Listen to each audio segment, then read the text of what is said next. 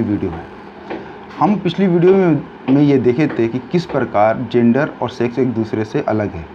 जहाँ सेक्स प्राकृतिक रूप से विभिन्नता की बात करता है, वही जेंडर सांस्कृतिक रूप की विभिन्नता की बात करता है।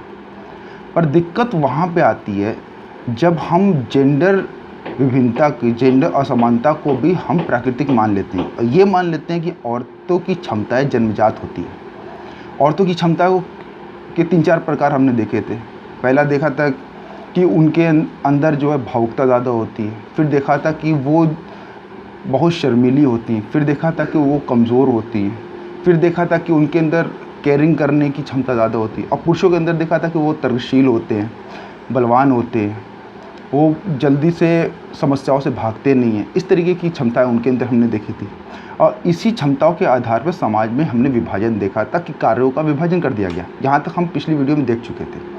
हम यहाँ इससे आगे की बात कर रहे हैं कि इन क्षमताओं को मान लेने से ये जन्मजात होती हैं, तो इसका मतलब इनको बदला नहीं जा सकता और इसी के आधार पर कार्य का विभाजन हुआ जो वैध है। जैसे हमने देखा था प्राकृतिक रूप से जो क्षमताएं अगर बनी हैं नर और मादा के रूप में, उसके आधार पर अगर कुछ असमानताएं पैदा होती है तो वो वैध होती है। जिस तरीके से हमने देखा था कि औरत बच्चा देती है तो उसके बाद 3 महीने की उसको जो छुट्टी मिलती है, पेड लीव मिलती है, वो जस्टिफाई है। उसी तरीके से हमने यहाँ से हम देख रहे हैं कि यहाँ जो सांस्कृतिक विभिन्नता है, औरत को घर के अंदर रहने के लिए बोलना या औरत को नर्स बनाना, सिर्फ उनको जो है स्कूल टीचर बनाना, इस टाइप की जो विभिन्नता हम देख रहे हैं, इसको भी लोग कहते हैं जस्टिफाई है।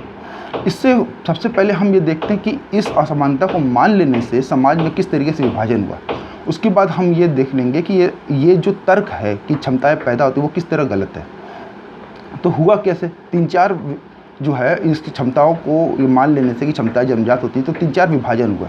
नंबर 1 हुआ कि हमने समाज को श्रेणीक्रम बना दिया, जहाँ पुरुष ऊपर आ गए, महिला उनके नीचे आ गई, क्योंकि पुरुषों के पास ही संपत्ति का अधिकार दे दिया, क्योंकि वो सार्वजनिक जीवन में उन्हीं की भागीदारी थी, संपत्ति पर उनका अधिकार था। तो उन संपत्ति पर अधिकार का मतलब हो गया कमाने खाने का जरिया पुरुष के ऊपर है, तो औरत क्या उनके ऊपर निर्भर हो गई। और फिर दूसरा क्या हुआ कि हमने ये देखा कि औरतें क्योंकि निर्भर हैं, तो औरत हर तरीके से कर्तव्य को ही पालन करेगी। अधिकार किसके पास चले जाएंगे? वो चले जाएंगे पुरुषों के पास। पुरुष के पास कैसे कैसे अधिकार आ जाएंगे? संपत्ति का, वंश का, उनको चिता में आग लगाने का, इस तरीके के विभिन्न प्रकार के अधिकार पुरुषों के पास चले गए। जब पुरुषों के पास अधिकार चले गए तो समाज में पुरुषों की मान्यता ज़्यादा हो जाएगी, उनकी वांछितता ज़्यादा हो जाएगी। हर परिवार चाहेगा उसके घर में बेटा पैदा हो, क्योंकि सभी चाहेंगे कि हमारे घर में स्वामी हो। स्वामी किसे कहते हैं? पिछली वीडियो में हमने समझाया था कि स्वामी उसको कहते हैं जिसके पास अधिकार होता है। वर्ण व्यवस्था में स्वामी ब्राह्मण थे और दास जो थे वो गुलाम थे। उसी तरीके से मर्दों के पास क्योंकि अधिकार है तो वो स्वामी हो गए, औरतों के पास सिर्फ कर्तव्य है तो इसलिए वो दास हो गई। तो हर परिवार चाहेगा कि उसके घर में स्वामी पैदा हो, दास पैदा ना हो। औरत को तो वो शादी करके भी ला सकते हैं, उनके पास विकल्प हो जाएगा औरत के रूप में। इससे क्या पैदा हुआ? इससे ये पैदा हुआ कि औरत की हत्या शुरू होने लगी, बालिका वध, भ्रूण हत्या। ये उसी का परिणाम हुआ। जब आपने तय कर दिया समाज में इम्पोर्टेंस पुरुषों की ज़्यादा है, महिलाओं की कम है, तो महिलाओं का इम्पोर्टेंस कम होते ही उनकी हत्याएं शुरू हो गई कि कौन चाहेगा घर में उसकी औरत पैदा हो। इस प्रकार समाज में शोषण और शोषित का हमने बंटवारा कर दिया इस एक चीज़ को मानते ही, और समाज पूरी तरीके से विभाजित कर दिया। अब हम ये देखते हैं कि जो उनका तर्क है कि औरत पैदा होती है, बनाई नहीं जाती, वो कैसे जस्टिफाई है कि नहीं है।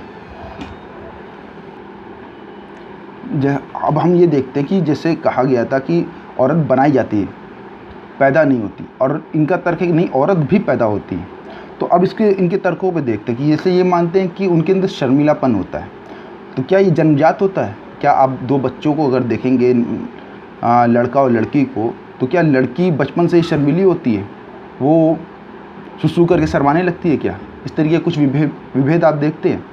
आप देखते हैं कि जैसे जैसे वो बड़ी होती है वो एक पुरुष के तरीके से, एक बालक के तरीके से ही बड़ी होती है, लेकिन हम उसको धीरे धीरे उस पर कुछ चीज़ें आरोपित करते रहते हैं। जैसे उसको स्कर्ट ला के देते हैं, उसको लड़के को पैंट शर्ट ला के देते हैं, उसको गुड़िया ला के देते हैं, इसको बंदूक ला के देते हैं। इस तरीके से हम उनमें विभेद पैदा करते हैं।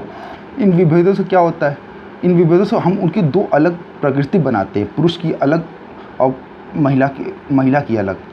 अब इस तरीके से हम पुरुष और महिलाओं को इस तरीके से हम बांटना शुरू करते हैं। आप देखिए, अगर महिला ज़्यादा तर्कशील है, ज़्यादा जवाब देती है, तो कहा जाता है कि इतना जवाब मत दो, तुम्हें ससुराल में दिक्कत हो जाएगी। और पुरुष, कोई लड़का इस तरह जवाब देता है, ये होता है बहुत तेज़ लड़का है, बहुत जवाब देना जानता है, बहुत बुद्धिशाली है। इसी तरीके से हम आगे देखते हैं। फिर दूसरा एक तरफ दिया जाता है कि ये बहादुर नहीं होती है।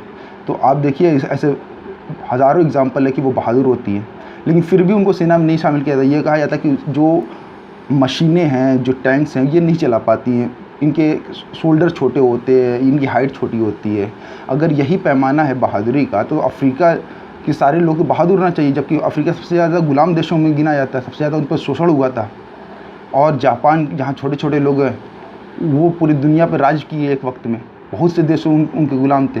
तो ये तर्क भी सही नहीं है। फिर कहा जाता है कि औरतें जो है बुद्धिमान नहीं होती, मतलब तर्कशील नहीं होती। अब हम देखते हैं कि CBSE का और जितना भी रिज़ल्ट आ रहा है, 10 सालों का रिज़ल्ट उठा के देखिए कि सारे कितनी टॉपर जो लड़कियां हैं, तो ये भी तर्क खारिज हो जाता है।